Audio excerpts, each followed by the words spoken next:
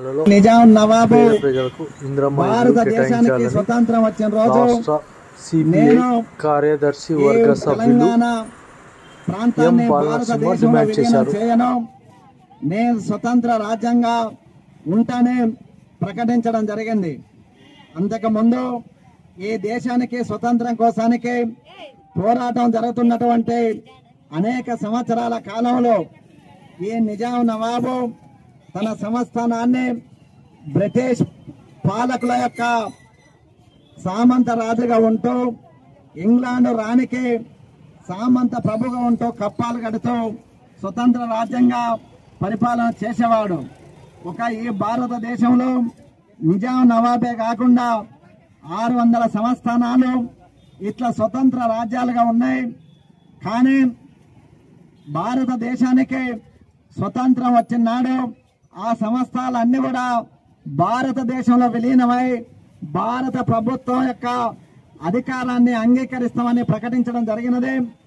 మన నిజాం నవాబు మాత్రం నేను భారతదేశం యొక్క పరిపాలనను అంగీకరించను, నేను సర్వస్వతంత్ర దేశంగా ఈ హైదరాబాద్ సంస్థానాన్ని ఉంటానని ప్రకటించడం జరిగింది.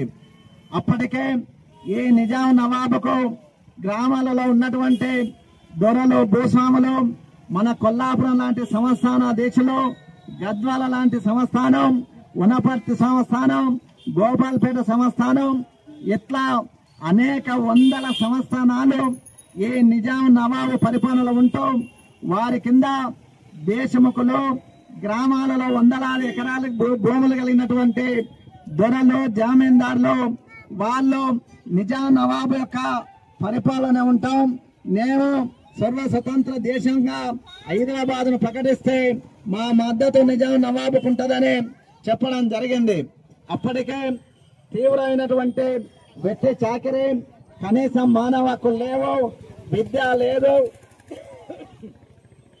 ఇట్లాంటి పరిస్థితుల్లో ఈ యొక్క హైదరాబాద్ సంస్థాన ప్రాంతంలోని ప్రజలు విసికి వేసారి కనీసం మానవ హక్కులు కావాలని, చదువు కావాలని కోరితే వెట్టి చాకిరికి వ్యతిరేకంగా పోరాటాలు చేస్తే నిజాం సైన్యం, పోలీసులు, నిజాం ప్రైవేటు సైన్యం అయినటువంటి రజాకారులు వీళ్ళందరూ కూడా ప్రజలను అణచివేసే వాళ్ళు.